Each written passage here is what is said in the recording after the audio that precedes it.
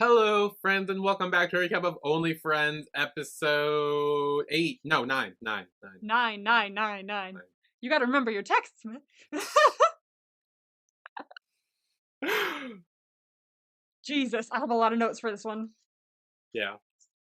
Some of my notes are they're in my little lines, my lines here. So a couple of these notes are like 1, 2, 3, 4, 5 lines long. I have big thoughts. Damn. I mean, Big thoughts for this episode. this was a really thoughtful episode. Yeah, this was a very thoughtful episode. There was a lot going on. It made me really draw comparisons and think and oh, this is good. Yeah. I think this is so far maybe my favorite of the season. I can see that. I can see that. Although I gotta be honest with you, next episode looks like it could square up against this one, as in terms of favorite. So Ooh. it could be better. I don't know. We have to wait and see. Maybe. But it just keeps getting better. Yes. Well, before we actually start talking about the episode, apparently, I saw on Twitter, and I hope this is right, that apparently they're coming out with an Only Friends novel. Oh? Yes. Oh, okay.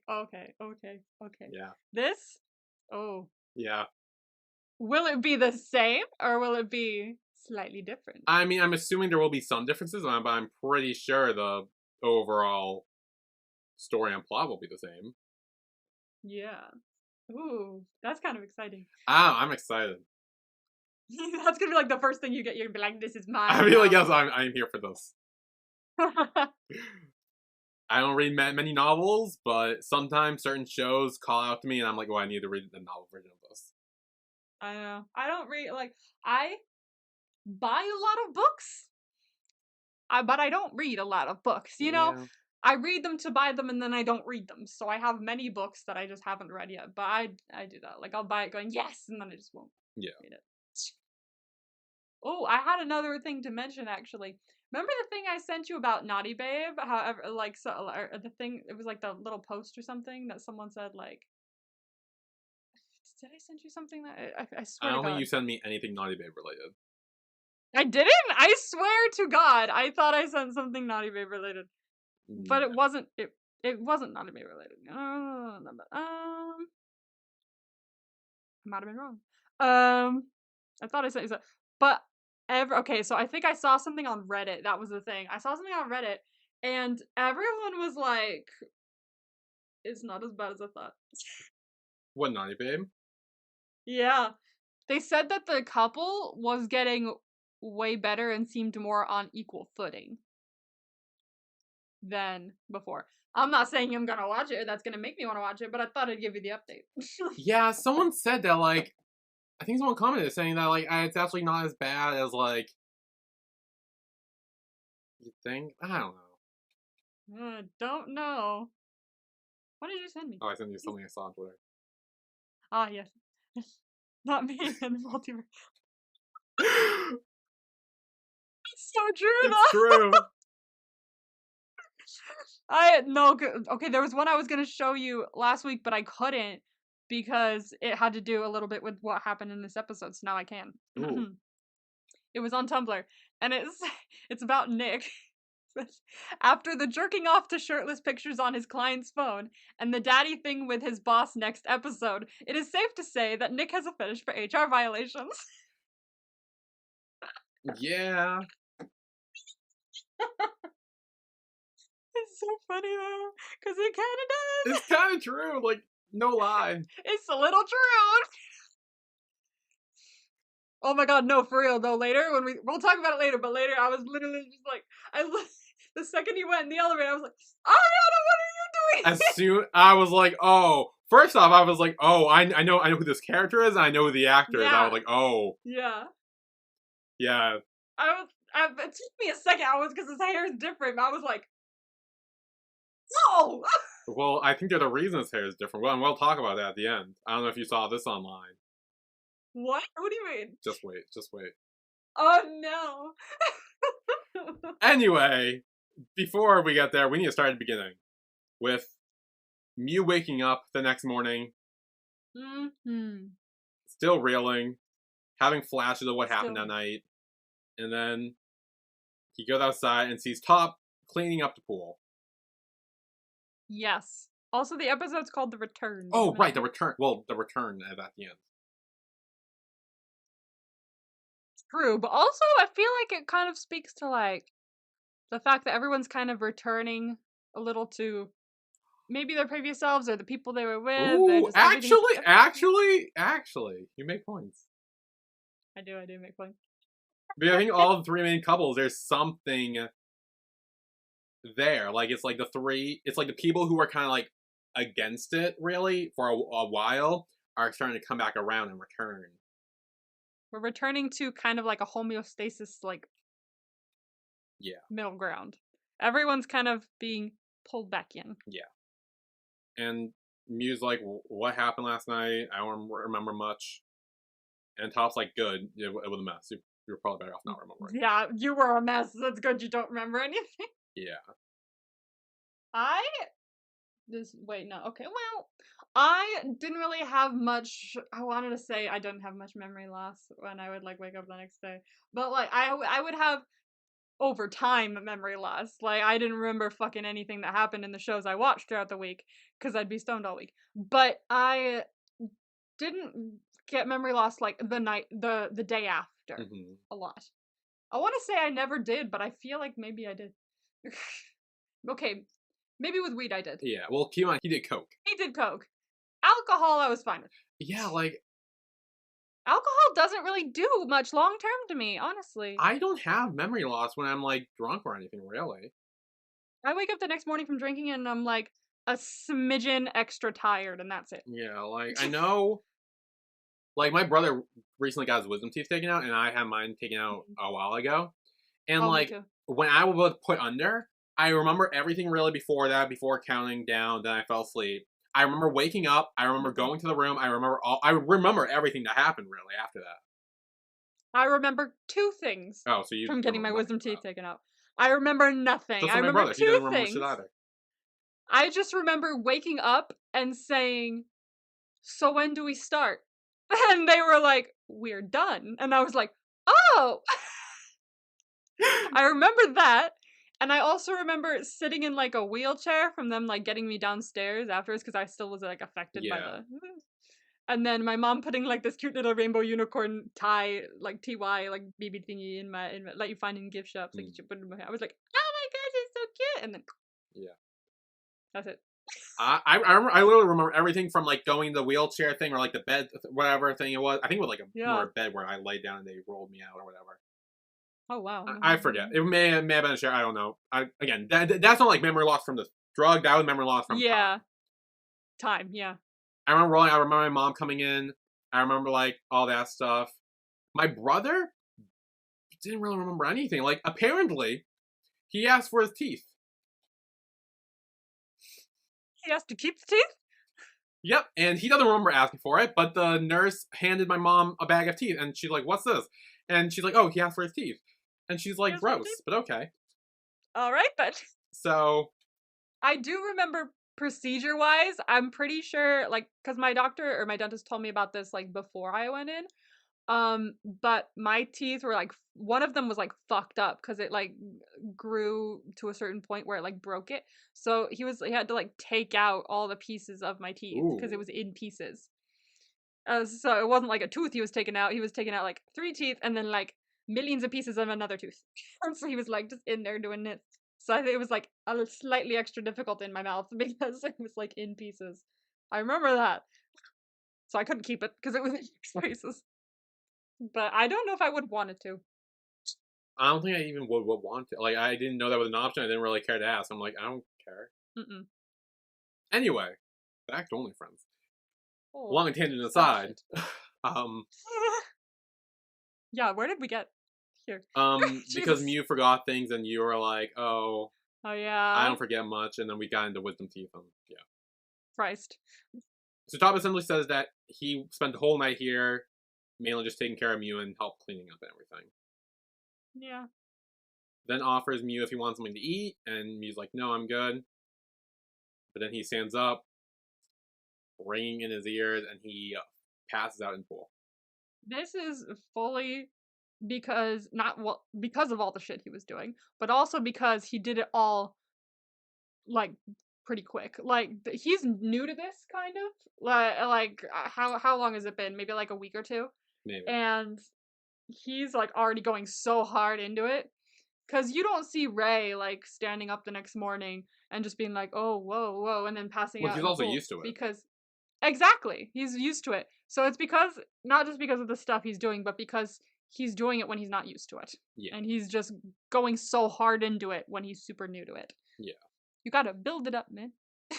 or don't do it. That's him. Yeah. But so Mew immediately fall into the pool, and I'm not sure if this would be good or bad, because like on the one hand, it could like wake him up right away, or if he like is really passed out, he could drown. I think it's a good idea to jump in the pool after a morning after, so it could wake you up more. But I do think someone else needs to be there just in case. Like Top, who jumps in and helps him out of the pool because exactly he fainted in the pool. Not good. Yes, not good at all. And Top kind of says like, do you now understand that like you are going way too hard, way too fast? Like you can't keep doing this. So then, I guess we're in a music room or something, and Sam's playing guitar. Oh yeah. And Ray shows up. It's real bold of him to show up. This whole episode is real bold of Ray. This episode is real bold of Ray. Like, I got things to say about Ray. Okay, many times during this episode, I was like, okay, I'm about to mother your ass. We are getting to a point where I'm not gonna be like, oh, I'm protecting him. No. Tough ass love. You need to get your shit together. Dude, I was like that for a while. Literally, oh my god, Get your shit together. He's doing some shit, okay? Yeah. I swear to God, Ray. So Ray showed up, tried to talk to Sand, and Sand's like, I don't really want to talk to the person who almost put me in jail. Thank you, yeah. I agree. Like, Yeah. good for you. Yeah. And Ray's like, oh, I'm sorry, like, I have no excuse. And Sand's like, yeah, that doesn't change anything. Yeah. You're right. Thanks. Bye. Yeah. And then Ray says, like, oh, I think I understand my feelings more. And Sand's like, Right. well, that doesn't mean that I like you. Like, I didn't ask you to like me. Wonderful. Bye. Like, you want a trophy? Is what he says. Yeah. And then Sand tells him to move. He doesn't. And Ray's like, go on, punch me, kick me, do whatever. I don't care. Vent out your anger. You know what I thought in this scene? The eclipse. Yes. Yeah. I saw that on Twitter. Punch me once, I kiss you once. Yeah. The first thing I said when he said that, it was like reflex. I was like, oh, bitch. Yeah, no, the first thing I said was rooting for Sand to do it. Because I was like, he needs to do it. Do it. In both shows, no punch happened, just a kiss. Yeah, seriously, what is this? I need to be rewarded about like we've heard about it. Now we need to see it pull through. I wanted to punch someone, well, each other, really, which oh my sounds God. weird. Toxic. And then they do a little like push it. They don't really punch it, just push each other, pull each other, do all that stuff. The collar grab, Yeah. everything. Ray says that now that I got you in my life, I'm not letting you leave. And then they be kissing. They be making out. The chemistry. Okay, in my opinion, this is so far my favorite kiss in the show. Ooh.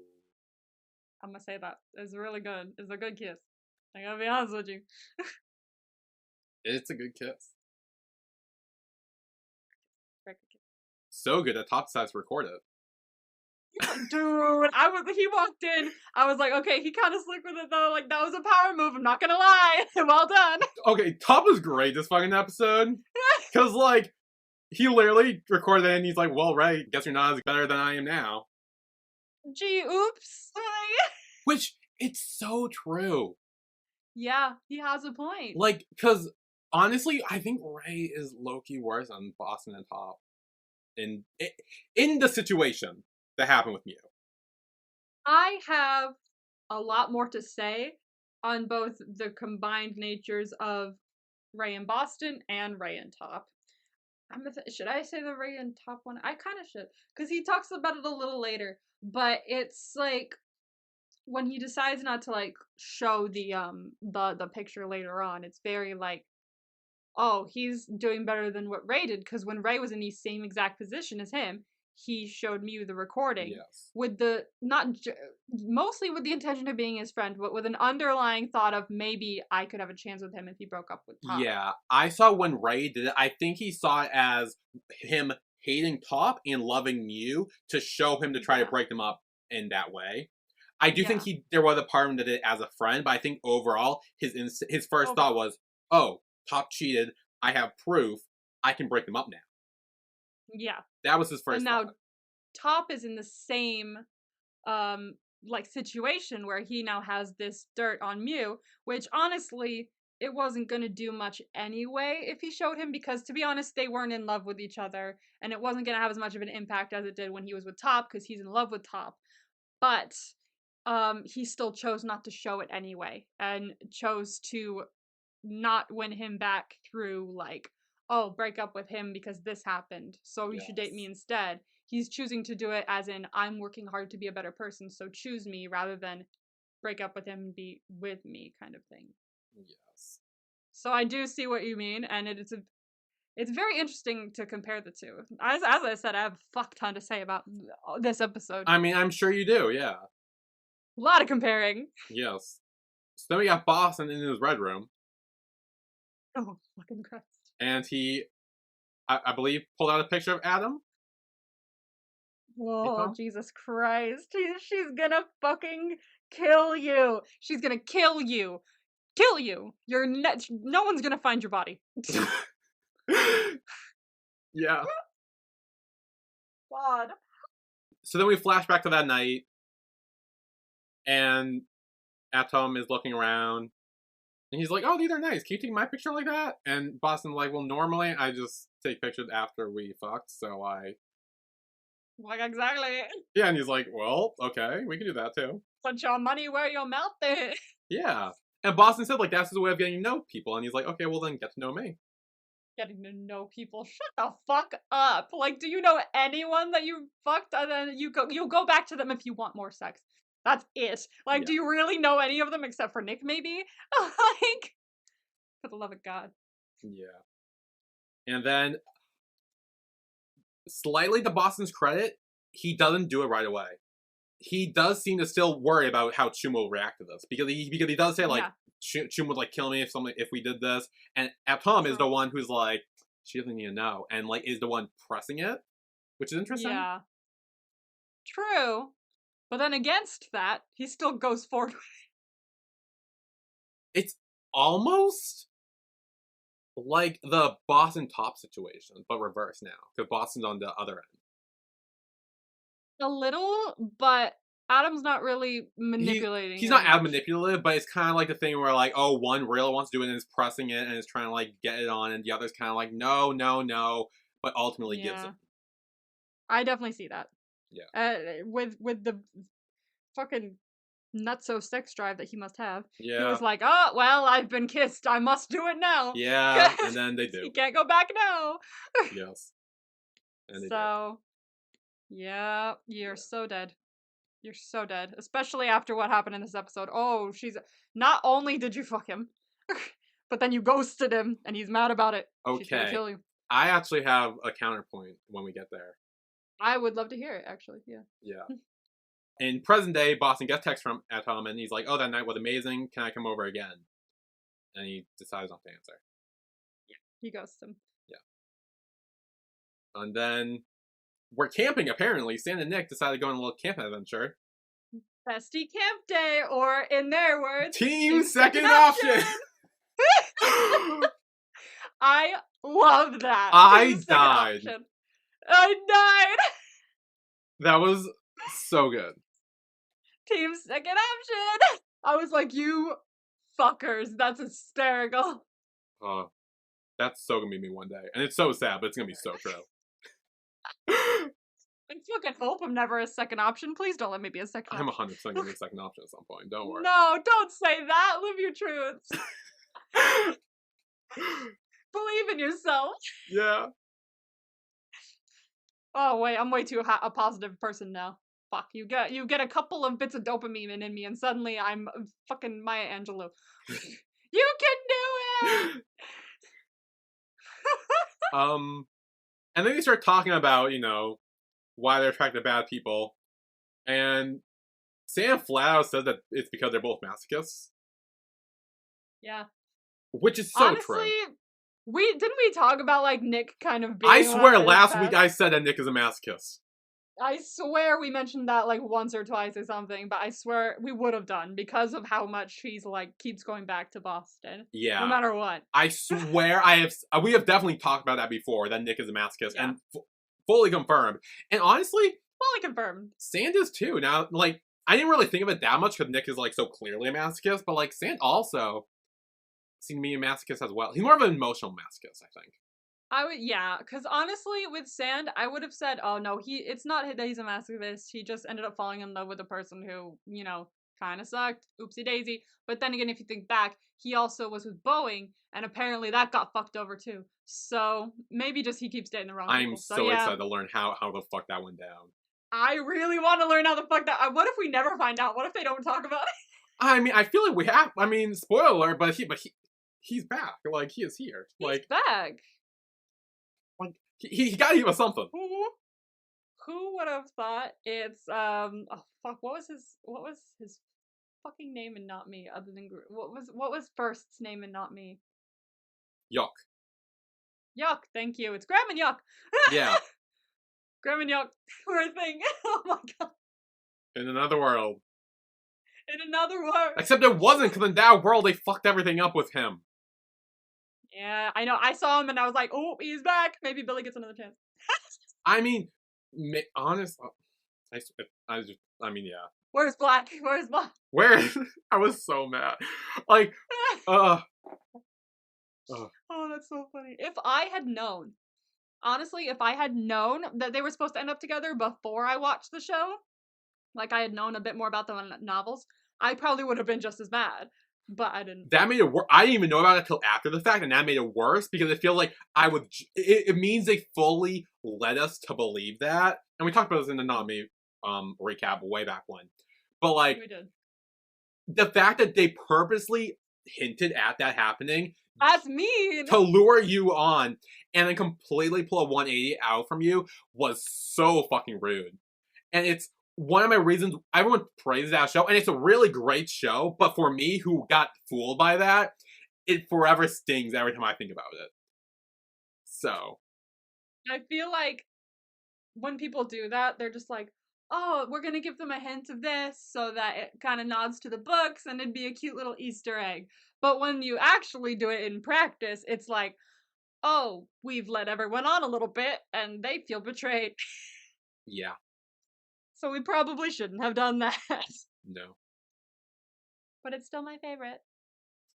So now we're at the club, and Mew and Yo are drinking, having a good old time, sort of. I mean, not really, because Yo's still heartbroken. Yes. Yes. Side note, I sent my cousin her profile because I was talking to my cousin the other day and she was like, remember when we watched all those Thai dramas in Korea? It was so weird I got into Thai dramas. Like, she didn't get into them, but she was like, so weird that I was binging Thai dramas in Korea. But I was like, oh my gosh, I gotta show you who I have the biggest crush on right now. And she was like, oh my gosh, show me, because we're both lesbians. So she also appreciates when I send her women. Yeah. And I was like, look, and she was like, oh my god, she's really cute though. And so she followed her. When we were in Korea, she also followed First and Kaosung as well. Ooh. So she follows them, and every once in a while she'll send me pictures and go, look! Like, thank you, I appreciate it. Yeah, so Yo's kind of upset about her and Plug and how they ended things. Yeah. And starts talking about how Mew can be happy because Ray kind of replaced Top in that situation. And Mew says, like, Ray didn't replace Top. Like, I love Ray. I truly love Ray. He says. Oh my god, I totally forgot. Okay, there's a note I wanted to mention. Ooh. When we were talking about Nick and Sam.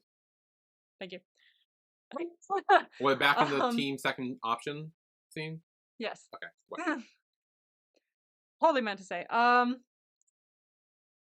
to quote, I was gonna quote a movie. Have you ever seen Perks of Being a Wallflower? Yes. We accept the love we think we deserve.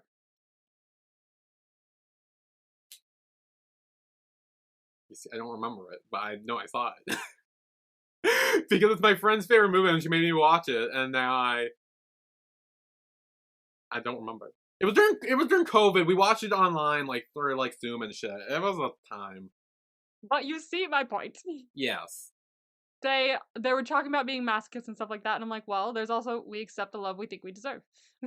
So Yeah. maybe they're just going after the people that they think are the only people that they deserve. Well, it's because they're masochists. Yeah, okay, let's just go with that. They like the pain. Nothing wrong with that. Yeah.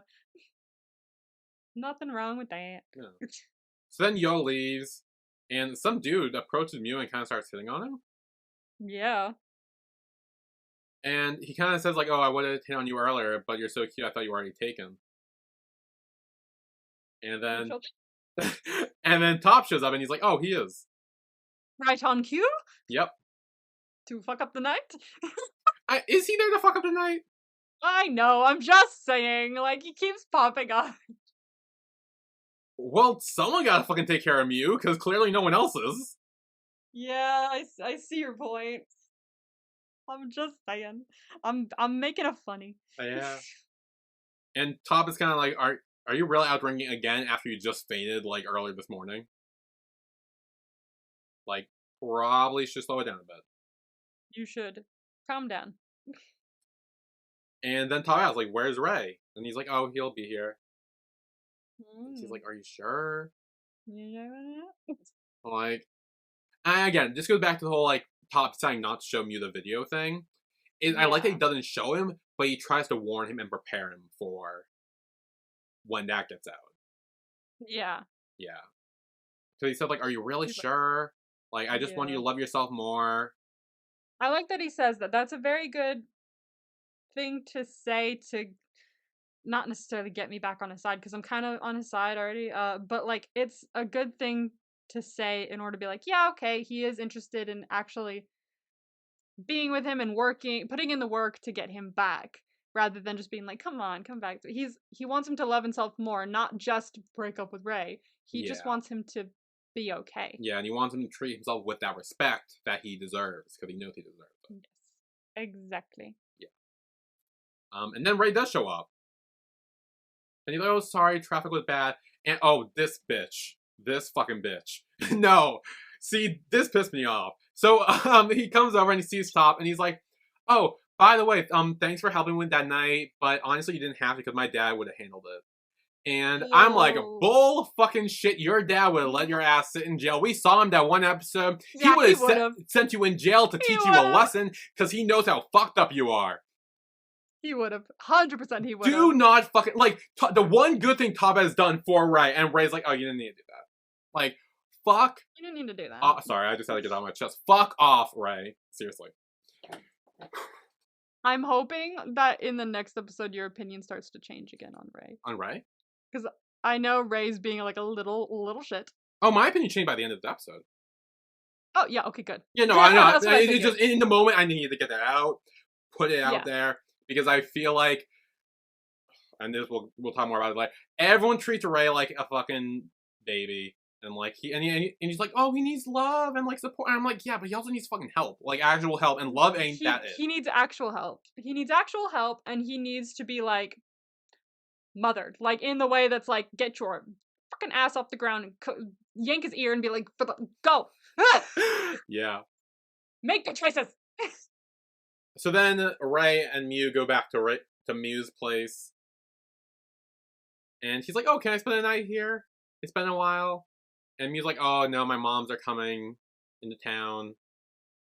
Which was my accidental promo vibe that I didn't give you correctly. I said the token trip home. Yeah. I thought they were going home. it's the reverse. To him. Yeah, it's a token trip here. It's a token trip here from the parents. Yeah. Which is a twist on it. But Ray says, "Tonight I want to stay here with you." And Mew asks, like, "Hey, Ray, am I really the only person you love right now?" This bitch says, "Of course." He says, "Of course." I was like, stop lying. The word love makes the most sense when used with you. Now I want to talk about that line. Okay. I desperately want to talk about that. Okay. Talk about it. Yes. He is saying the word love makes the most sense when I'm with you. Mew has been saying very similar shit for the last like one, maybe two episodes, where he's just like, yeah, you're the one who's been the best to me. I should love you. Oh, love makes the most sense. So the word love makes the most sense, maybe coming from you. So now we've kind of switched a little bit, not necessarily, but it's also come over to Ray's side as well, where he's just like, yeah, makes the most sense to say love with you. But you can tell the way he's saying it, he doesn't love him like that anymore. So now they're both saying the same shit, where it's not like I don't love you like that, but I feel like I should. Yeah. But I really love the way that he's starting to kind of say it too, and you're noticing that they're both kind of just not feeling it now. Yeah. And they're forcing it. Yeah, and then they start making out. Things start to get a little hot and heavy. But then Mew stops it. Yes, he does. Because somewhere in his subconscious, he's like, no, you're my friend. Yeah. And Ray kind of snaps at him. Yes, he does. He's like, oh, why were you able to do it with Top and not me? Like... Because he loves Top. Yeah. And Mew, fair point, kind of says like, oh, so what, all you want from me is sex? That's a Ray thing, to be honest with you. So, yeah, like, Ray likes sex. Yeah, and like, I'm also thinking like, he got burned the last time he had sex with someone like that. Like, I feel like he would want to wait a bit. Yeah, he had sex and then got fucked over right after. So... Obviously, we know Mew is in love with Ray. Right, he's still in love with Top, and he's doing all this to spite him. We'd all know that. Yeah. But even if that wasn't the case, I still don't think Mew would have had sex with him in this moment or before. I think he still would have wanted away, because he's like, yeah, last time I got fucking burned. I want to take time this time, even though I know you're my friend for so long and all that shit. But like, I still think he's gonna wait. I'm sure that quite possibly, if and when he gets back together with Top, he's gonna still want to wait again and kind of treat it like a first time once again. Like, hey, no sex for a bit, because last time they had sex, he got fucked over like very soon after. So he's probably worried about doing it again. So if and when they do get back together, it's probably gonna be like, hang on, no, not for that. And yeah, so Ray continues to yell at him, and he's like, give me an answer. Like, am I just not able to compare to Top, even though you've only known him for a few months and you know me for years? Mew doesn't answer, and he's like, great, you can't answer. Of course not, because you're too stupid to still be in love with Top, and leaves. Oh, bit. Oh. Yeah. Bad words. No. What, stupid? No. Not bad words, but like words that are mean. Yeah, I mean, yeah, this whole conversation was, it was rough. Yeah, stressful conversation. Yeah. And then I like this transition where Mew like sits down, leans his head back, and then we cut to Top, who's also like resting his head back on the chair. Yeah, transition. I love that. Transition. And we see Top take some pills, but he puts them back. Yeah. But he doesn't take. Yeah, he doesn't take them. Yeah, he calls someone. He's like, "Hey, I can't sleep. I want to take the pills again. Can you come over?" I was like, "Fuck." We'll talk about this at the end. Yeah, I know. It might not even be a thing. Like, maybe it's just a... That's what I'm thinking. That's actually a solid theory I have. But he has a key as well. So, like, I don't know. They have to, like, they have to build on it. And I want to hear from him first. Yeah, I mean, I don't know. We'll talk about that at the end. That's when it's more prevalent. Then Ray's in the car, and he calls Sand, and he's like, where are you? Sand's like, I'm not telling you. Ray's like, tell me. Sand's like, no, hangs up. Then he sees on Nick's Instagram that he's at Wayo Camp Riverside. And he's like, huh. He's like, dumb. And then he's got you. And I'm like, he said don't come, Ray. Why? Yeah. Pissing me off a little, not gonna lie. Yeah, and Nick's kind of there, and he's like, oh, without Ray? And he's like, yeah. He's so stubborn. And Nick's like, oh, well, it's the power of love. And Sam's like, no, it's power of lust for Ray. True. When it's Ray, it's the power of lust. Mm-hmm. Then we got Boston, who I think is looking at... I think it's in photography university in New York. Yeah, it looks like New York. I think I saw an NY. Yeah, NY cameras. It's for photography. Yeah. He's looking up stuff. He's working on something, and a rude awakening shows. Yeah. A Tom is outside, Uh-oh. and he's like, "Why are you here so late?" And he's like, "Oh, can I come inside?" And he's like, "I don't think that's a good No, idea. Say what you need to say now. I'm busy." you dumb bitch. She is gonna kill you. Yeah. She really. I'm waiting for a slap. It's gonna happen. Yeah, and Boston kind of said like you're drunk, go home, like you shouldn't be here. And he says like, "Oh, so what? Did I just get nailed and bailed?" And Boston's like, "No, I just opened your eyes. Like you wanted to do it. I just accepted your request. I kind of tried not to at first, but like we ended up doing it. Like Mhm. it was. I feel like Boston made it relatively clear that this was not a relationship, and I think he made it relatively clear that this was meant to be a one-time thing with Ed at home. I don't think he made it 100% clear, but I think Adam made it clear, but didn't realize he was making it clear. When he said, "Oh, I just want to try it out." And he was like, "I mean, okay," or something like that. Yeah, So I didn't think he made it clear, but I think he agreed to Adam making it clear, but then Adam was like, "Wait, never mind." Afterward. yeah, like yeah, because yeah, Yeah, I could have told you this was a very bad idea, Boston. Okay, you spent time with this person, and did you really think that a nail and bail was gonna be 100%? Probably, maybe, I don't know, but it was too much of a risk, dude. Like if he came back looking for more, like a few of your past hookups have done, okay, which I'm sure many more than we've seen have done, yeah, um, then I feel like it would have been a good idea not to fuck your best friend's brother. yeah, yeah. Yeah. Yeah, I think that's just a very poor idea in general. But again, his libido won against him. Yeah, Libido won, Boston 0. yeah. Although I'm not really like Boston makes sense in that point where He he does. I'm like because I feel like I'm not against Boston in that moment. Like I'm kind of like I'm not either. He's making he literally was like, no, it's a one night stand. He's like, well, I didn't want that now, and it's like, oh god, too bad, I don't want it. Like yeah. it's just the way it is. Like Like I think Atom played it more up in his head.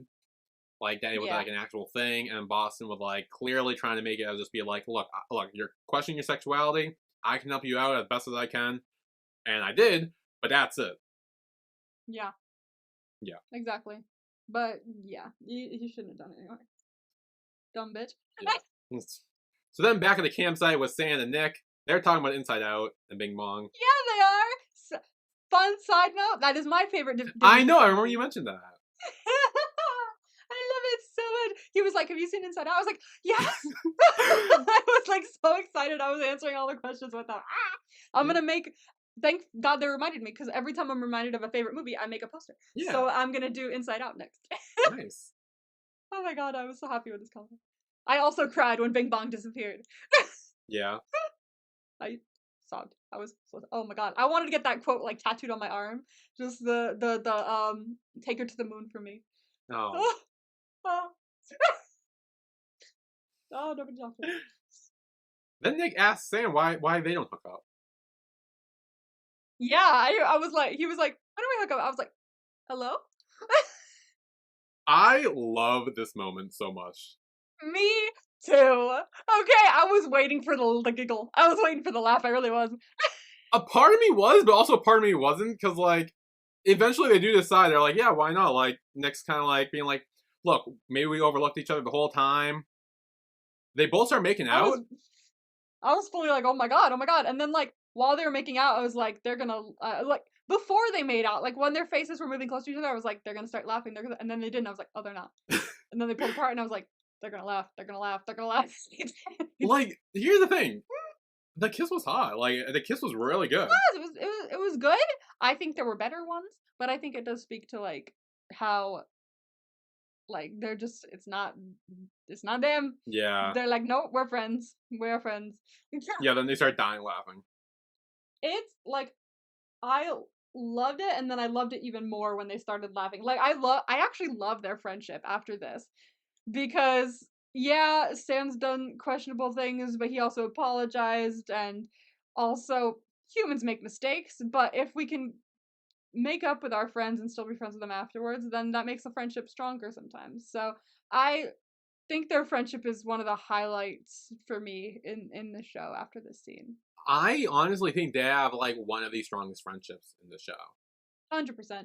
I really enjoyed their friendship in this scene and in a lot of other scenes, but this one specifically. I think that was adorable. I love friendships as much as I love relationships sometimes. Like I'm Yeah. watching a show all about the, romantic relationship or something like that, and I'll just be like, oh, look at their friendship, they're so cute.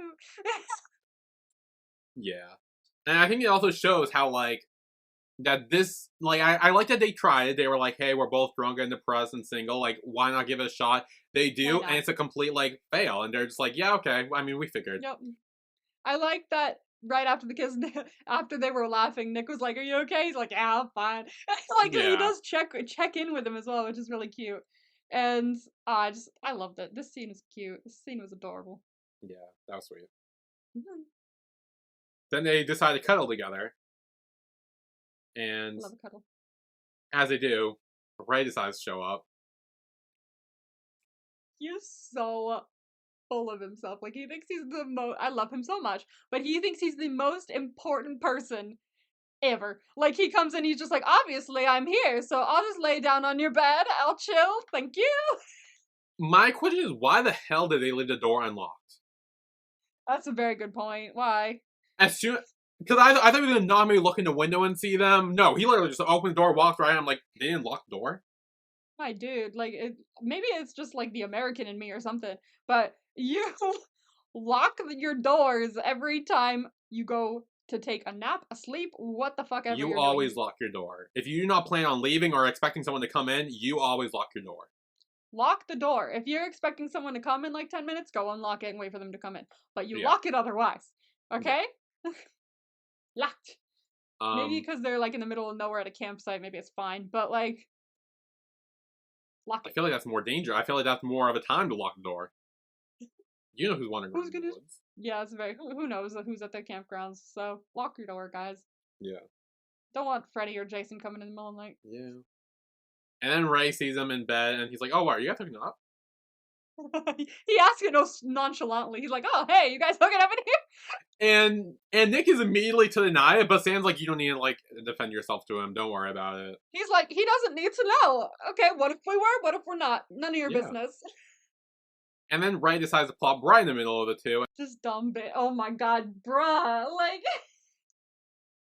go away. Well then, in his defense, he offered a threesome. He's like, maybe. Yeah, I mean, he's like, I don't want to leave anyone out. I feel like we should cross it off at this point with the amount of maybe that we've thought about threesomes. Do you know how many times Ray had tried to implement a threesome?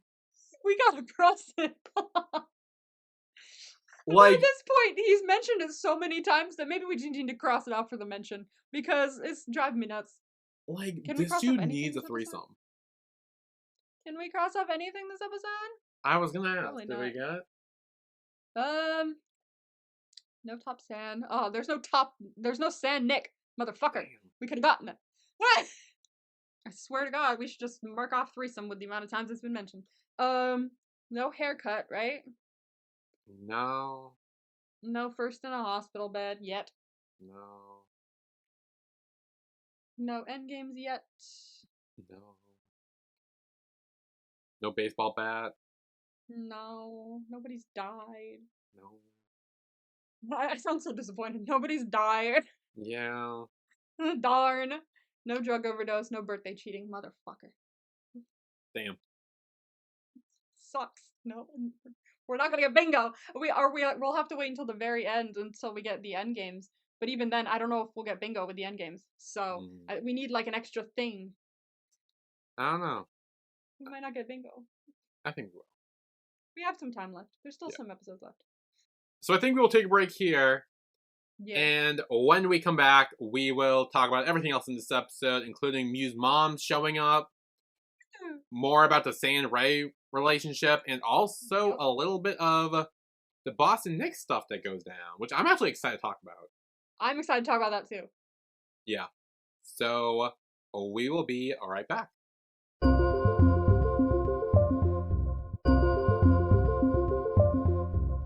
And we are back with our recap of Only Friends episode 9. Yeah. So, Mew is passed out on the couch. On the couch, not even on his bed. Poor Mew. Like, just go to bed. Yeah. I'm sorry, this is coming from someone who's been on the couch for a month. I'm done with couches. Yeah. You have a bed, use it. Yeah. And his moms come in. Yay, his moms are here. They just walk right in, wake him up. He's like, oh, why didn't you call? And they're like, we did. We were there for like a while. And then we asked for the key and got in. Knocking on your door. You weren't answering. It was freaking us out. Yeah. They're like, who have you become? Like, they're like, you got cigarettes here? You're skinny? What's going on? And Mew just says, like, oh, we stress about the project. That's it. Like, no. Like, once that's done, it'll be better. I mean, they're probably stressed about the project because fucking everyone's a mess. So it's probably in addition to everything else. Yeah. So then, later, Mew showers, gets dressed and everything, and he goes out with his moms and is trying to find a cab or Uber or whatever. There are none. But then Top shows up. Yep. And he's like, oh, hi, I'm a friend of Mew's. And mom are like, oh, right, we saw you on his Instagram. I know you. Meanwhile, Mew's like, what are you doing here? Yeah. I'm so done. And Mew says, like, oh, you should have called first. And Top's like, I did, but you didn't answer. Oh, what a shocker. Well, it's also true to his mom's, too. Which means, he was, like... Yeah. It's not that he was ignoring him, it's that he was passed out and didn't answer. There you go. It's like, oh, I was worried. What happened? Yeah. And Tops is like, oh, I have a car. I can help you take you guys around if you need. And his mom jump at the opportunity. Yes. We don't need a cab. We have a guy. Yes. A handsome one. Yeah. The next morning, Sand wakes up. Nick's gone. He left a note. Nick's gone. He left a note. He left a note and is like, hey, I left. Don't waste the romantic scenery. Have fun. Good luck. Bye. Then they're in the river. And they're talking. And Sand asks, like, hey, does Mew know about us? And Ray's like, he does and he doesn't. Like, he knows... Like, he doesn't know that we slept together. But he knows that we, like, hung out and stuff. So no. So no. So no. But honestly, he kind of does. Because subtext. And he's not stupid. I don't think he knew that they, like, made out. Or I mean... No. But I think that he knows that they have a thing. Because whenever they're in the same room, they're staring each other down. So... Yeah. I think he knew there was a thing. There was a thing. Yeah. Exactly. He knew there was a thing, is what I mean. But... And he tells him as much later, but I don't necessarily think he knows that they made out, but he knows that there's some sort of thing there. Yeah. And Sand kind of says, like, okay, fine. Like, full disclosure, I like you. But I'm not saying this because I want you to break up with Mew or anything, but I just don't want to be anyone's, like, second option. So I'm being open with my feelings and expects Ray to do the same, which he does. He says, like, I like you too, but Mew is important to me.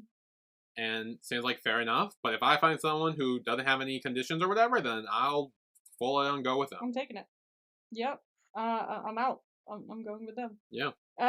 You know what? Good for you. I love Sand. Like he's telling it like it is. Yeah. And he's just like, look, this is my boundaries. This is just gonna be what it has to be. Like, I don't care who you're into or if you're into me, but this is what is going on with me, and this is what I will take.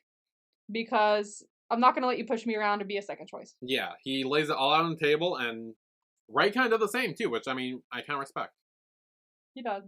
He also said at one point that he's thick-skinned and he can take anything, and I was like, baby, I love you, but the alcohol's thick-skinned, not you. Yeah. Okay? Whenever you feel like you need thick skin, like something happens, you drink and then you thick skin. So no, you're not thick skinned. In my opinion. No. Then at one of the shops, Mew's moms are inside and Top and Mew are outside. And she's like, oh, you can go home now. We'll call a cab. And Top's like, well, your mom's going to be buying a lot, so I think it'll be easier to just get in my car than in a cab. I'm seeing the effort now. Yeah? I'm seeing the effort from him now. Like, he's making effort not just with Mew, but with his moms as well. He's also not showing him the picture to try and steal him back in a malicious kind of way. He's putting in the work to show Mew that he can be trustworthy, not that someone else isn't. Yeah. I mean, honestly, I saw the effort last episode, taking care of Mew when he was, like, all going through all that shit. Yeah, but that's, like, I hate to say it like this, but obvious. Like, that's very, like, oh, I still like you, so I'm gonna take care of you kind of thing. And I see that in a lot of things. But in this one, like, emotionally, and, like, to really show him, and not just, like, while he's passed out, I think I see the work that he's putting in a lot more this episode. Yeah, and then Top says, like, I just want you to know that the person you think loves you the most might not be that good. And just be prepared. And then it seems like he puts his phone away to not show him. Mm-hmm. And says, like, I want you the dirty work to get you back.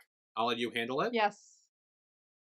And he says, like, whatever happens, like, and whatever stats you give me, I just want to be there for you. And I will always care for you. Great choices. Yeah. And says, like, if Mew the party goer is who you want to be, that's fine, but I'll also be okay if the old Mew comes back too.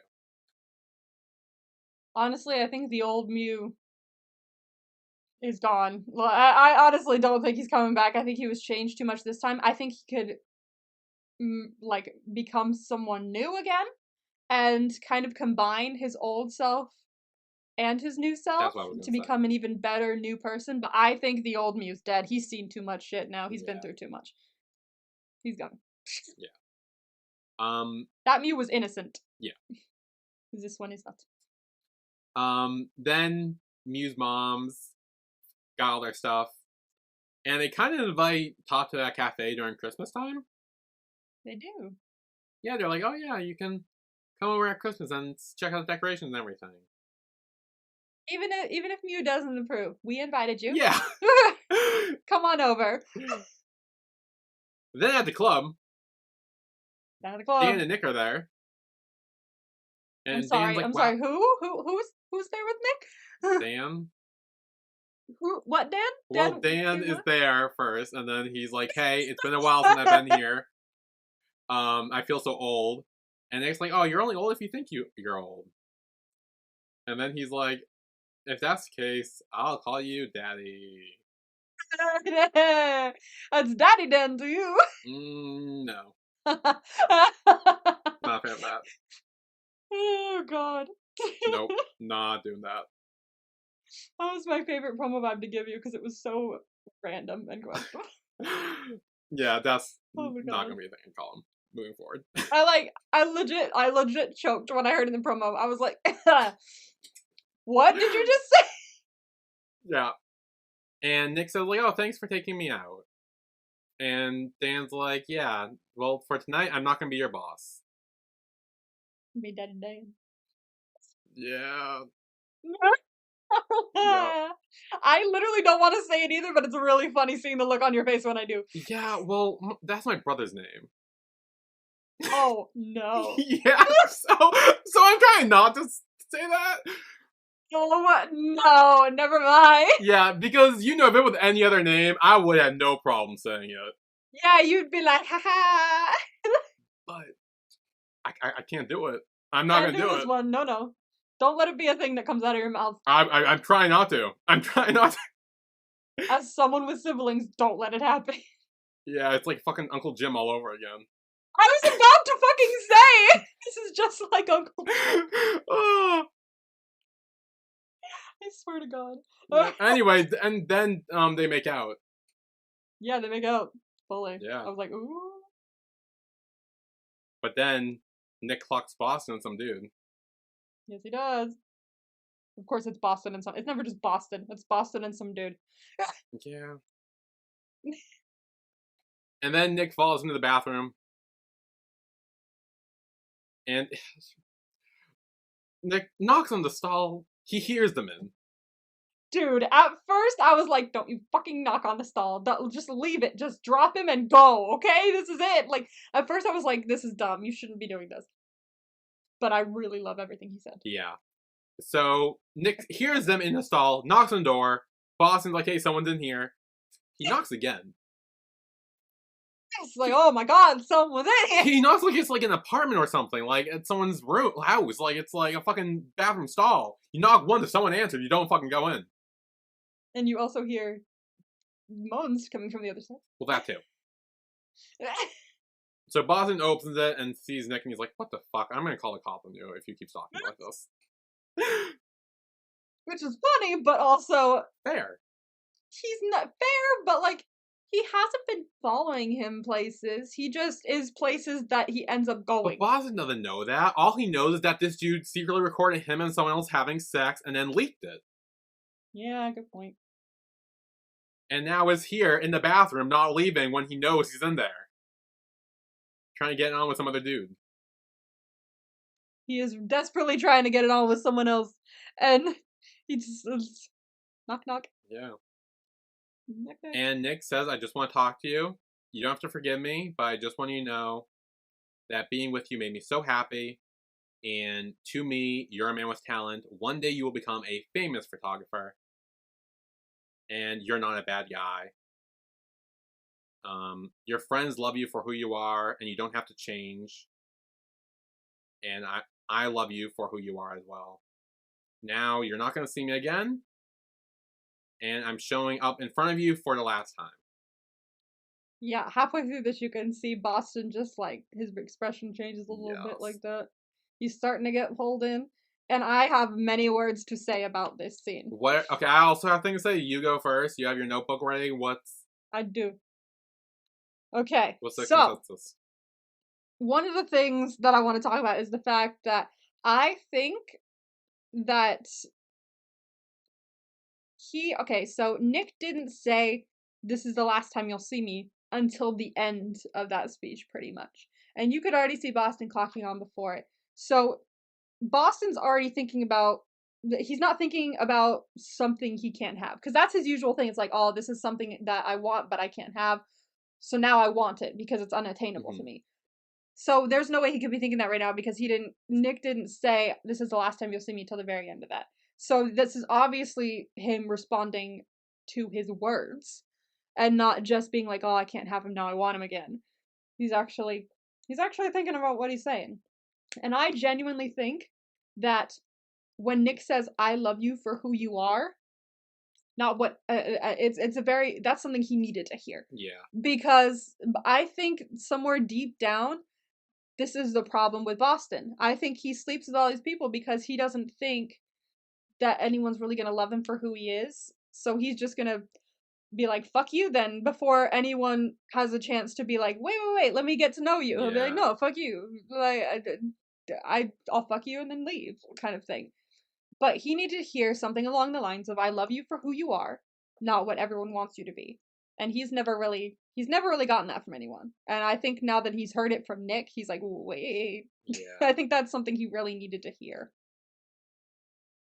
I agree. I think it also has something to do with the fact that I think Nick says like, oh yeah, your friends love you for who you are. I don't think Boston believes that. No. I think, if I remember correctly, up till this point, throughout the whole show, his friends mainly just slut shame him. They do, yeah. And like, while we all knew Boston was gonna be a dick, so we kind of just like went along with it. That probably doesn't help him at all. No. And so I think someone telling him that he loves him for who he is, and like that he's saying he's not a bad guy, despite the fact everyone else, even his friends and like family, probably say all that. Yeah. I think this really opened up Boston's eyes a little bit, and yeah, I definitely really like that. I like it too. This was a very good scene. I don't think he's ever really heard that from someone before. No. I love you for who you are, and you're not a bad guy. Yeah. Because even we were going, "Oh, you bitch, you're the worst," like, throughout this whole Yeah. thing.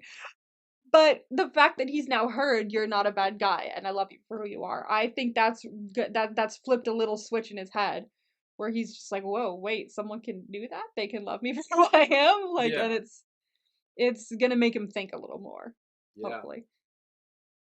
And it seems to work because he turned down his booty call. He does. He turns down the booty call, which is like the first time that's ever happened. Yeah. And then he spots Nick and Dan, and he kind of seems sad about it. Yes, he does. So This is getting more intrigued. I literally thought when I was watching, I was like, damn it, I'm intrigued. I was like, at first I was shocked by it, but now thinking about it, I'm like, this actually makes a lot of sense. It does, and I think it's the way they're go. I hate to say it, but the way they're going with Boston's character seems like a good redemption arc. I don't know if it'll be a full redemption arc, but I think it'll be more of an understanding of him. It'll be an understanding, and the way, like, and when you think back on all the horrible shit that Boston's done, this redemption arc I think makes the most sense for him. Yeah. So it's damn it, they're doing it well. Yeah. I was like, they are not going to be able to do anything to redeem him even a little bit, and I'm like, fuck it, it's starting to work. Here we are. Shit. Yeah, that's the sign of a well-written show right there. It is. It really is. So now we're back at the campsite, and Ray essentially says, like, when I crashed, I thought I was going to die, and my life literally flashed before my eyes. And then starts asking, like, how many people do you think would cry for me if I actually die? Probably not a lot. They'd probably be happy to lose a shitty guy like me. No, Ray! I love him so much. Okay, I have something to say here too. Foreshadowing? No. Oh, that's my thing to say. Oh no. Don't say that to me. I didn't think about that. No, because because he talks about, like, oh, how many people are gonna cry if I die? No one will cry for me because I'm a shitty person. Oh no, it's And if he ultimately does die, and we kind of see how many people there are, like, sad and heartbroken over his death. no, don't you Sorry, dare. that's foreshadowing. Okay, say what you want to say. Yes, what I was gonna say was just this episode I'm getting very like psychological. Ray and Boston are actually quite similar in what their deep-rooted problems actually are. Like when you really think about it, because as we've kind of seen in this last scene and like the culmination of that scene in the last few episodes, Boston's whole thing was maybe he didn't feel loved by anyone. And that's why he was looking for it in everyone else, but then didn't let them get close enough because he didn't think like, oh, they're not going to love me for who I am. Ray doesn't think that anyone loves him at all. He thinks that nobody likes him, and if he died, everyone would pretty much be happy about it. Yeah. And so basically, they both characters just feel like they're not really deserving or that they don't have love when they actually have love from all their friends around them. They just don't see it. And so they're both actually quite similar when you really think deep down into it. It's just that Boston looks for love in one night stands, lots of them, and Ray looks for love in alcohol and drugs. Yeah. And they just honestly they're so similar. I thought that in that moment, and I was like, oh wow, wait, this is actually very interesting that those scenes were followed each other kind of way. So this is very interesting. This show, the writing is fantastic. Yeah, and it's good that you bring it up because Sane, I think, says after this, he's like, compared to Boston, you're a saint. There's a lot worse people out there. That's what made me think about it. I was like, hang on. And I was like, that's not actually true. They are very similar in a way. And it's not that they're both bad people. They just are both damaged. Yeah. Yeah. They both feel like they haven't they're not loved by anyone because they've not had that love in their life. Or they think they haven't. From specifically probably from parents. One because Ray's mom died. Yeah. From the same thing that he has, which is alcoholism. And Ray feels not Ray. Boston feels that his dad is more worried about his campaign than him. And his mom's been in New York this whole time, not really like he hasn't gone back there in a bit from what I remember. So honestly, yeah, it's both probably started from their parents, but they've just felt like they both don't really have love, and so they don't feel like they deserve it. Yeah. It's so interesting. I love this show. Ah. And then Ray says, like, hey, if that day ever does come and I die, will you play a micro song at my funeral? Which, again, foreshadowing. Don't you fucking dare. I just got. Don't you fucking dare. I refuse! I refuse. Because watching this episode, I was like, oh, I think they might be my favorite out of the 3 couples. And I think they might still be my favorite out of the 3 couples. I don't think that's changed. And I think they just keep getting better. So if you're telling me that he's gonna fucking die, I'm gonna be real mad at you. Because you're usually right. So I need you to stop right now. I know, Stop I'm not really right with death. Normally, every time I say I want someone to die or think someone's gonna die, they never die. So. And then things get a little intimate. Sans says, all my life I've never been so yielding to someone else. And Ray says, I've never been so crazy for anyone that I drove all the way here. Like, and it's like a 2-hour drive or whatever. Damn. I feel like if Mew asked him to, he probably would have. But yeah. Well, actually, no. We'll get there later. I'll talk about it later. Thank you. Oh, they're here? No. Oh. No, it's my mom in the car. My mom tricked me. I thought it was in the fucking truck. Okay, continue. Anyway, then they start making out. Yeah. Yeah, and then we cut inside. Yeah. And it's full on. There. Oh yeah. Yeah. I was like, ooh, bitch! Yeah, there's a lot of full making out. Neck kisses. Ray gets kissing Sans neck. All over. All over. All over. There's some... See, I don't know what this is. I can't tell if it's thrusting or riding on Sam's part. It is. Okay. Is it? It is. Ugh. I swear that's what it is. Is it thrusting or riding? I don't want to say it. Okay. Is it T or R? T! It's obviously It's T. Okay. I don't... The way it's like shot is like the angle is kind of like... I know, but usually you're like, I know what that is. Well, it's because it's so close to like their face for obvious reasons, but like it's so close to them where it's like... And it's also like at an angle too, so it's like you can't really tell if it's like an up and down motion or like a in and out motion. True, but later, like a couple snaps later, it's T, so maybe it continues as T. You know? Okay, maybe when is the T? There's definitely T later. Back. Okay. Thank God we're talking in code. My mom's yeah, I know. Perfect time for your mom to show up again. Just like me screaming, it's obviously so then Sans kissing Ray's neck.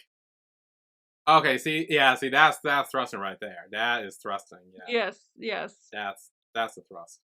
Yep. So I'm pretty sure it's well, just, see, like, but here's the thing. I thought honestly maybe there's been 2.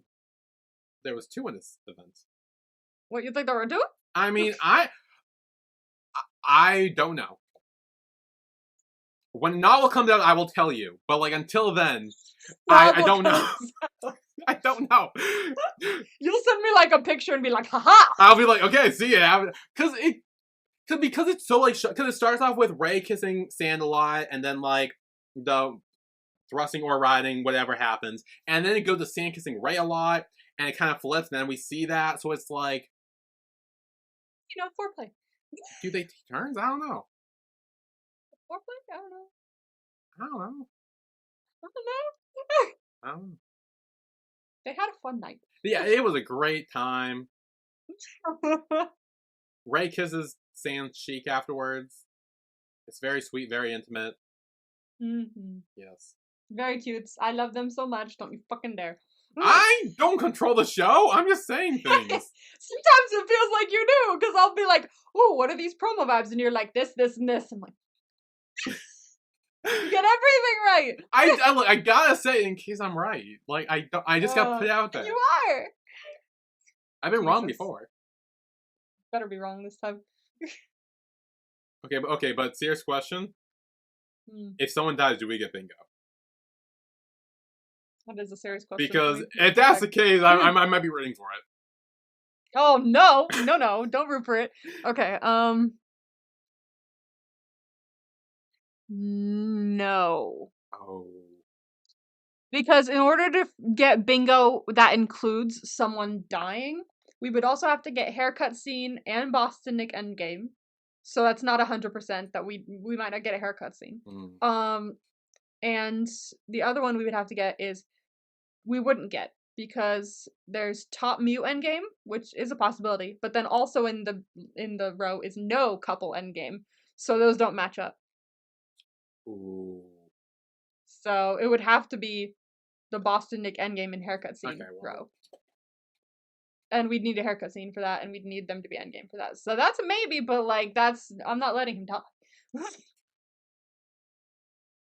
Not letting it happen. I don't think you understand. I mean, I hate to break it to you, I don't control the show, and neither do you. So there is nothing we can do. But it would be interesting, though. I feel like. I know it would be interesting because whenever people die, I'm like, no, why would you do that? But also, how interesting of you. I know, but like, I don't want him to die.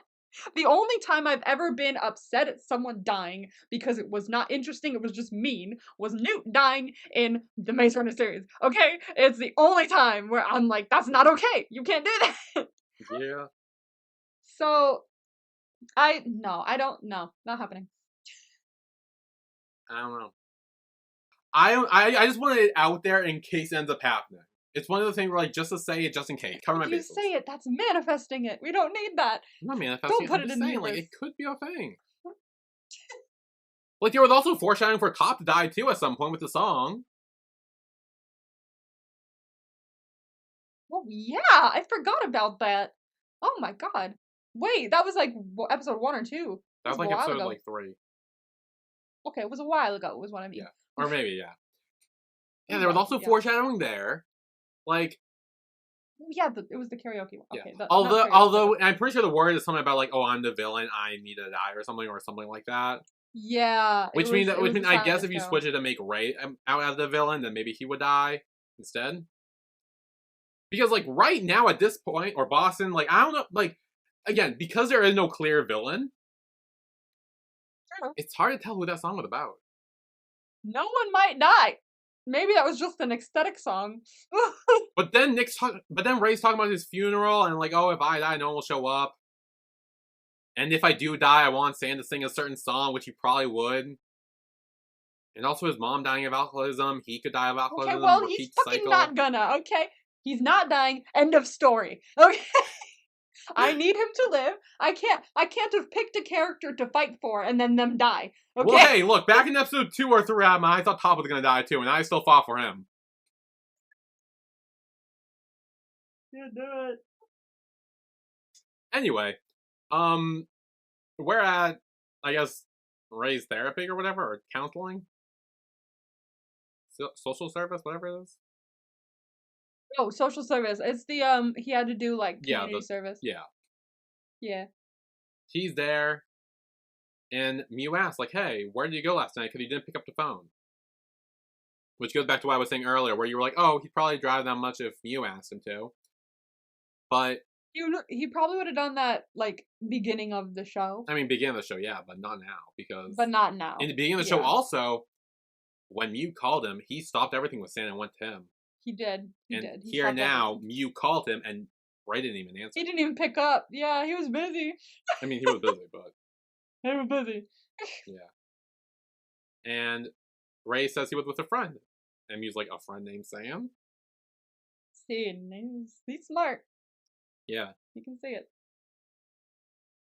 And then I like when Ray's like, oh, did Top tell you? And Mew's like, Top? Top knows? Why would he know those?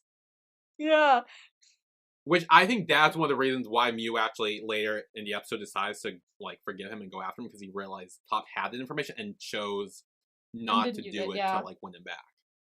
Exactly. I think that was a plus in his column for sure. But also gave him warnings too, and like warned him and prepared him for it. Yeah.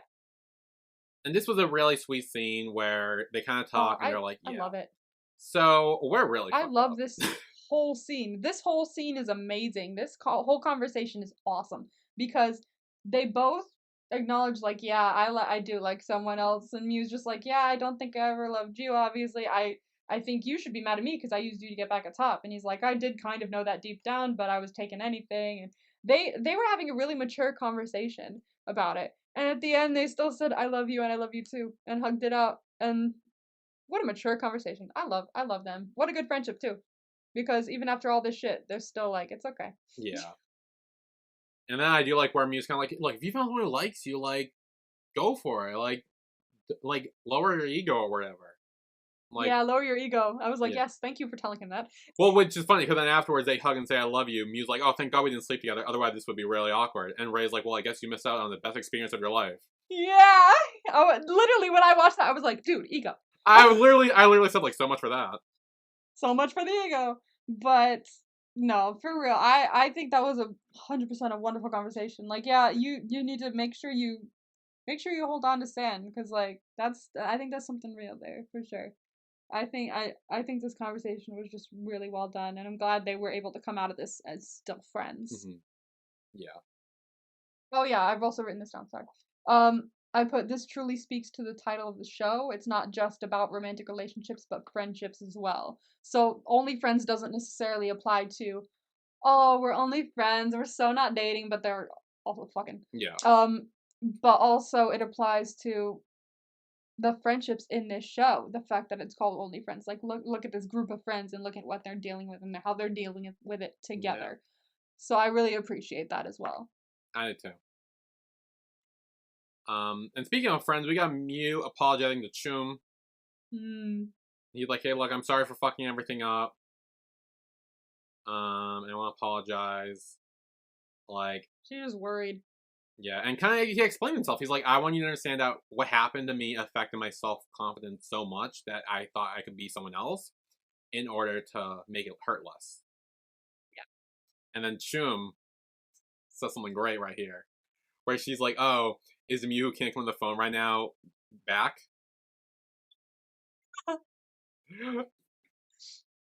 I'm dead. That's perfect. That's okay. That took me a second to get, because I heard it and I was just like, what? But now that you're saying it back, I was like, oh yeah. Oh, okay. Yeah, Mew was literally in his Reputation era, and it's great. He's in his Reputation era. Well, not anymore. He's gotten back from that. Now he's exactly. He's about to be in his let's see. I would say 1989. You were gonna say 1989? I think 1989 is more like partying, fun, but also more like being yourself a bit more. I was gonna say that's a little too happy. I was gonna say maybe vibe wise, but not necessarily lyric wise. I would say he's in his Midnights era. I feel Midnights. I'm feeling Midnights about him. It's me. Hi. I think. Yeah, I mean, maybe vibe-wise he might be more Midnight, but I think aesthetically he might be more 1989. I see that. I fully see that. Yeah. I think those two mushed together would perfectly. What? Those two mushed together. Yeah, 1989 Midnight. Yeah. When the fuck is 1989 coming out again? I don't remember. Is November something? I think it's October something. Am I stupid? I actually haven't been, like, I've been kind of not. Okay, hang on. I completely forgot. Yeah, because that's literally my favorite album. That's always been my favorite album by her. So I'm, like, really excited about it. October 27th. That's also when Five Nights at Freddy's is released. Hey, I'm going to the movie to see that with my brother that day. I'm reacting to it, probably, so. See, I was gonna react to it on Peacock, but then I realized that my brother wanted to go see it in the theaters with me, so I decided not to. Yeah. I'm gonna watch it and then get it ready to upload sometime, but we'll see. I didn't play the game, but I watched people play the game. I did too. I also follow all the game theories about it, trying to like understand. I watched a couple game theories years ago, but it's been a while, and I only saw, I think, maybe stuff from, like, I want to say the 4 games. I didn't see a lot of stuff from the newest game. I saw, like, 1 or 2 things, but not a lot. So some things might go over my head, but some things I might be like, oh yeah! So. And so then Mew asks Chum if she wants to come back to work at the hostel with them, and she's like, fine, only if you guys promise to stop messing things up. And she says something that I really appreciate. Honestly, yeah, I want to, like, put somewhere or tattoo somewhere. And it's, life is tough whatever you are. Yeah. Life is tough whatever the hell you are. And I'm like, what a mood. I see that. Yeah. Yeah, because this is when Mew is like, I think I still love Top, and she's like, obviously, like, he took care of you during the Halloween party. Yeah.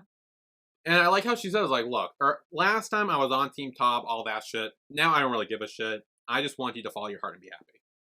Exactly. That's a true friend right there. Yeah. But then a Tom walks in.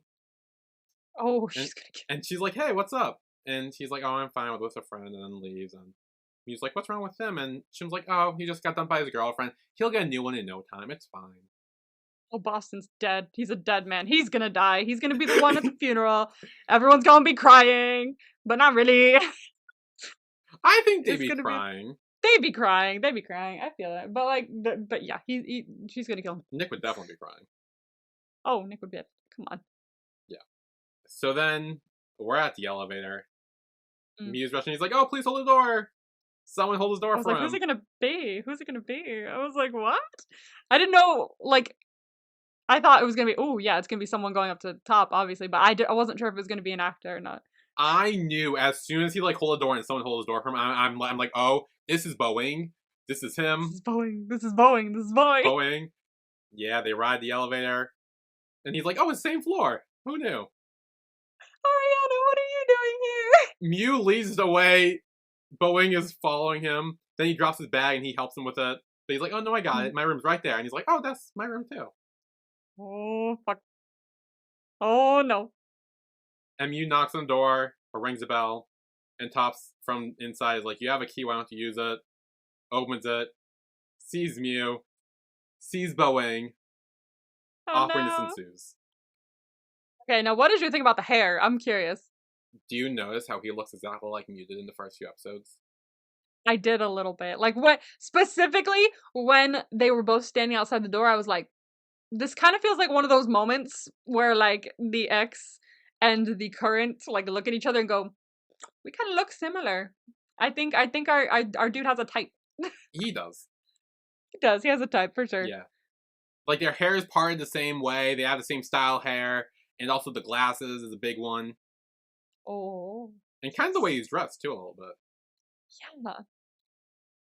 Also, the thing I wanted to mention, I noticed this, finally, I think I noticed this a few times, but I wasn't 100% sure, but now I'm pretty sure. Boston's house, specifically the exterior, is the same exterior that, what was his name in Moonlight Chicken? Death. Heart, thank you. Oh my god, what's wrong with me? Okay, I'm forgetting everyone's names. They're all just going at my head. It's same as Heart's house, the exterior. Oh, really? I don't know about the interior, but the exterior is definitely the same because it was, when you see the like, kind of overhead area, like that comes out of the house, it's the same spot that they were like planting stuff and like spraying each other with water in that one episode of Moonlight Chicken. Same exact spot. I was like, ah! I'm sure this time the lighting's the same, so I clicked in my brain because I kept thinking, oh, maybe every time I saw it, but I wasn't sure. Now I'm sure. So before MVP, I will give our sex tally now. We have some things to say and add. We have stuff to add, yay! Yeah. So with one, we got Gap and a Tom who makes the list now. Oh god, Adam's on the list. Yes. Oh no. With two, we got Mew, Ray, and Sand, all with 2. Alright, so Ray and Sand have gone up. Yes. Top is still solid at 3. Mm-hmm. Nick has 10. And Boston moves up to 12. What a jump! Top has 3, Nick has 10. Yep. What a jump. And then Boston has 12. Oh my lord. I don't think anyone's gonna beat Boston unless there's another montage. Yeah. Not gonna happen. So, Watch it be another montage about Boston and Nick or something, and then he's gonna like jump even further. I mean, now that Sand and Ray are together, maybe a montage with them. Maybe. I'm wondering. I don't know. No. So MVP for this episode. Gosh, MVP for this episode. Let me really think about it for a while. I'm going through each character and seeing if they're a contender. Not a contender. I'm torn between 2. I think I've got it. I think I've got it. I do. I have it. I have it down. I mean, I think I have another one that I kind of want to do, but I'm pretty sure I've got mine. I think I know who yours is, and I think that's one Okay. of the two I have, but I also don't want to. Okay. Also, so I want to pick the other one, but I'm pretty sure I have mine, but there's one specific thing that like put them over the edge for me because they were on equal footing, and then it pushed it over, I think. I don't. Okay.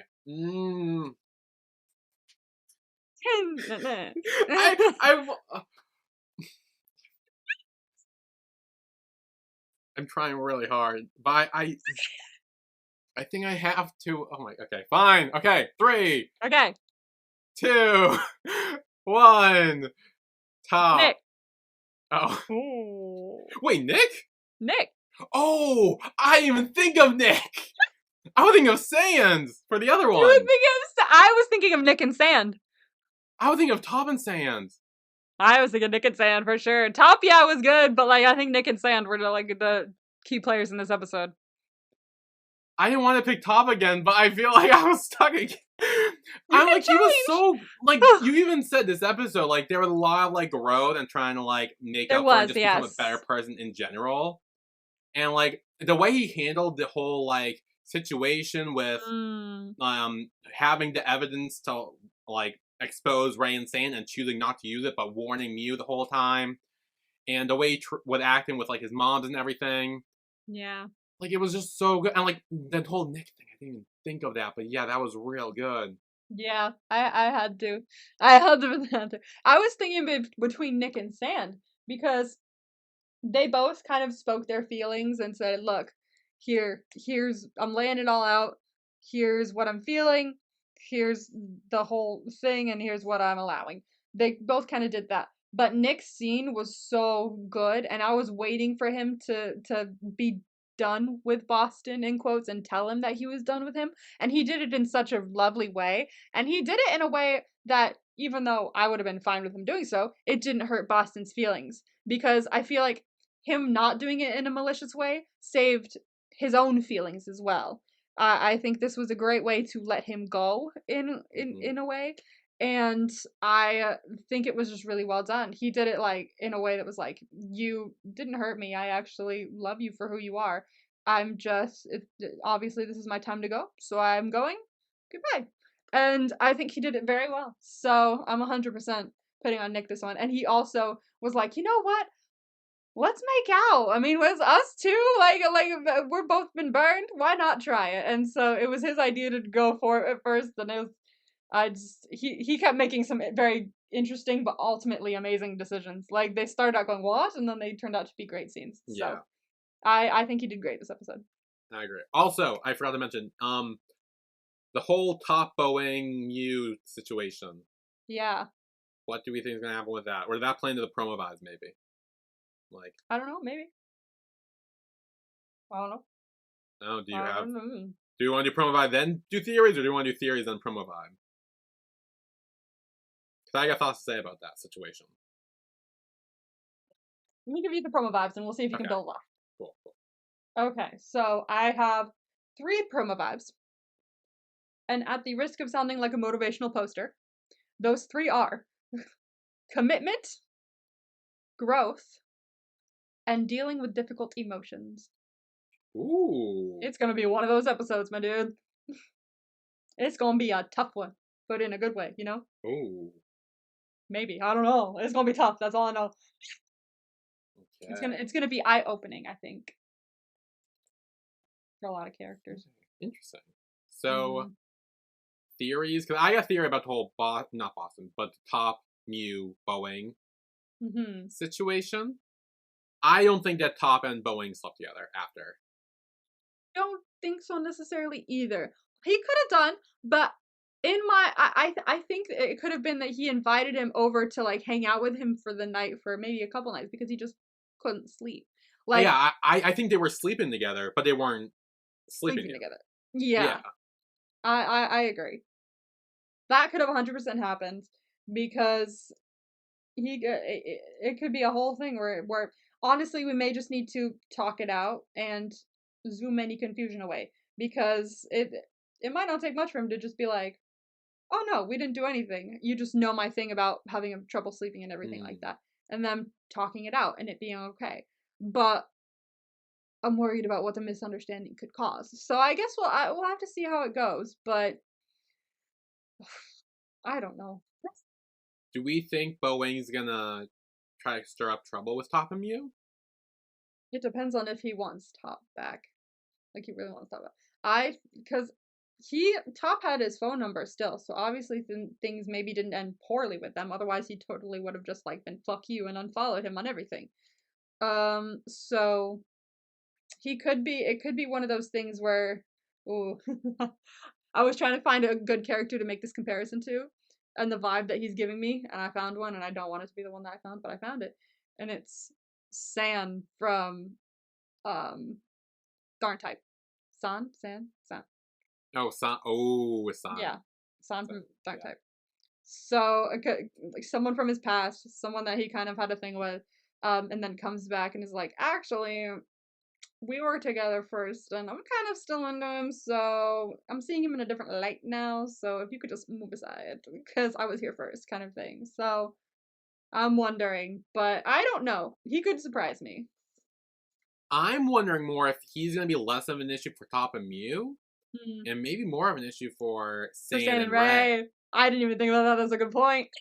Because I feel like when San sees him again, it's going to be awkward. Like, he's going to be pissed. Oh, like, yeah. we see how he is with Top. Yeah. Imagine how he's going to be with Boeing. Oh, dear. Oh, no. I don't know how this is going to go. This could okay, we have 3 episodes left, and I'm worried that Boeing could be a little bit of a bomb that's gonna fuck everyone up. And not just one couple. He could fuck every couple up. I don't know. Okay, final 3 episodes. Who do we think is gonna? Do we think everyone's gonna be Endgame? Who do we think is gonna be Endgame? Who do we think is not gonna end up together? Who do we want to end up together and not end up together? There's 3 episodes left, so which means something. Yeah, this is like the final time to make predictions. Like, this is like the final stretch. It could fuck everyone up. So one random thing could fuck everyone up. There's only 3 episodes left, which means there still needs to be one big thing. Because this felt a little bit like a penultimate or a final episode, which means there's something big coming. Yes. And I don't know what to do. Don't you fucking dare open your mouth. Well, I have things to say. No, because then they'll come to pass. I wonder. I don't know. I am a little torn because part of me wants to say I think that everyone's gonna end up with the people they're gonna end up with. I genuinely think that the 3 couples are gonna be endgame couples. But the other part of me also wants to say I don't want Nick and Boston to end up together, and I'd be kind of okay if they just stayed friends. But also, and him being a good friend for him. But also, there's another part of me that would be fine with them getting together and then just starting fresh from the beginning and treating it more as a relationship from the beginning rather than just sleeping together. So I don't know. I'm a little torn on them, but I honestly would be happy with either one. Yeah. So for Top and Mew, I do think they're gonna end up together. Yeah. And also, I kind of want them to now. Like, at first, I was kind of like, yeah, I'm not sure. But now I'm at a point where I think Top has definitely, like, I don't want to say earned forgiveness, but I think he's proven that he is genuinely working on changing who he is. And has shown that to Mew and to really everyone else, too, I think. And I think whatever happened with Boeing the previous night or 2, I think whatever that was, it had nothing to do with Mew. It just had the fact to do with that he couldn't sleep on his own because of his past trauma. Yeah. And even, honestly, even if they did sleep together, I don't think it's really something to hold against him because they're not together. Like, they're not together. I mean, you made that clear. He is trying to win him back, so I get why he would be upset. But also, it did have nothing to do with him, and it could have just been so he wasn't alone that night. Yeah. That could be it. So even if they did sleep together, I'm not holding against Top. And I do think they will end up together, and I really want them to. I'm actually, like, really into them. I think they'd be fine, and I think they'd end up together. Boston and Nick, after this episode, I'd be more okay with them ending up together. But I don't want them to. Yeah, I don't want them to. Like, part of me doesn't want them to. Here's the thing. I would like them to get back together, maybe next episode, episode 11, whenever. Get back together, be a couple, but then break up because Boston goes to New York. I kind of want... I was thinking that. Like, maybe they broke up when he, like, leaves. I would like that. Where, yeah, they can get back together, they can have a real relationship, and then they do break up because Boston needs to go to New York. Maybe... I mean, I don't want to say Nick follows him there, but maybe he could. No, he should though.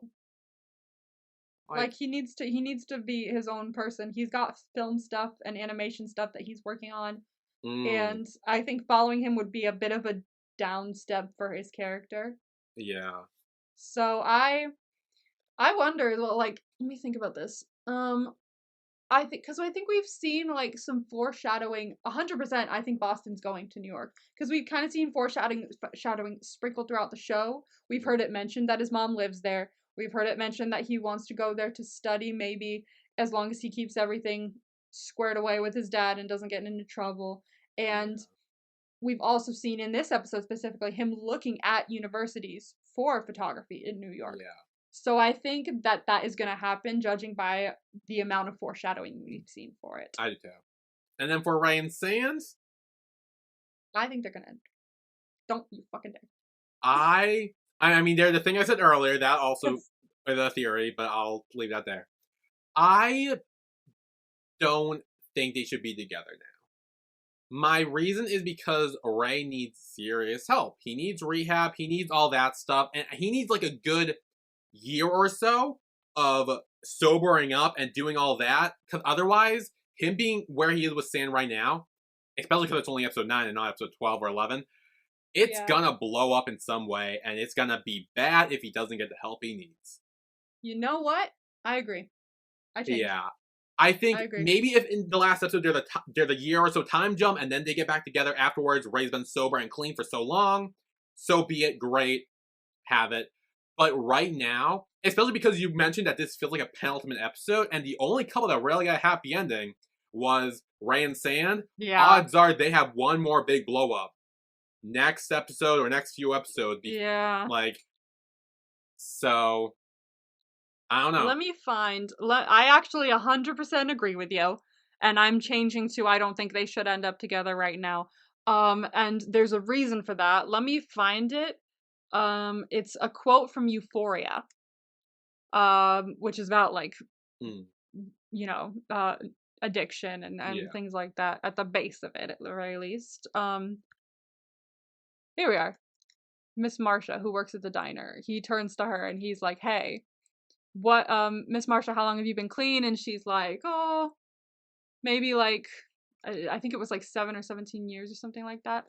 And he's like, "What would have happened if you thought about dating while you were in recovery?" And she's like, I couldn't give energy to both of those things require the same energy, in my opinion, and I wouldn't have been 100% able to give myself to my recovery if I was giving that energy to someone else. And I wanted to be in recovery more than I wanted to be in a relationship. So otherwise it wasn't going to happen. So now that you've said that, it's had that come back to me, that quote. And I was like, that's actually a very good point. I don't think Ray should be dating Sand right now. I think he should go in recovery. I think Sand can 100% be there to help. Yeah. And to assist him, but I don't think they should be dating right now because it's not gonna work. Dating during recovery isn't a thing that works from what I've seen. Yeah. And like to go off something I know of is Mom the Show. It's about like alcoholism and going to AA and doing all that shit. And like one of the key rules is like when someone starts like recovering is that they shouldn't date anyone for at least a year of being sober until then. And like that plays part in some episode. I don't really remember much about that. But like that's what made me think of it. I'm like, Ray and Sand can't be together right now. Yeah. And again, unless there's a time jump at the end, like a year or so time jump where Ray has been clean and sober, and then he has worked on himself, then him and Sand can be together and it'll be great. But if he doesn't do that, him and Sand are gonna blow up and it's gonna hurt him, Sand, everyone else around them, and it's gonna be real bad. Yeah, I fully agree. Yeah. 100%. So, I guess we'll find out in the next 3 weeks or so how that goes. Goodness. I'm excited. Me too, but I'm also scared. I am too, a little bit. But that was our recap of Only Friends episode 9. Woo, it's getting even better. Next week, we will be talking about Only Friends episode 10. The emotional punch in the face of an episode from what I've seen. Really? Jeez. Quite possibly. At least one scene looked like that, but the rest of them looked like, actual growth and discussion, so. Oh, good. Yeah. So, we will see you all then. See you then. Bye, everyone. Bye.